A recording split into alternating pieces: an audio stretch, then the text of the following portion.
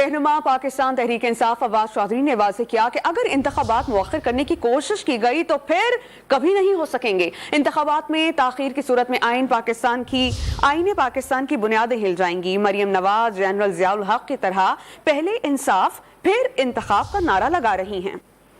Election ये तय हो जाए कि 90 दिनों में नहीं हो सकते तो आगे ले जाएं, तो फिर पाकिस्तान के अंदर इलेक्शन कभी भी नहीं होंगे कि इंतखाबात 90 दिन से आगे किसी सूरत में नहीं जा सकते।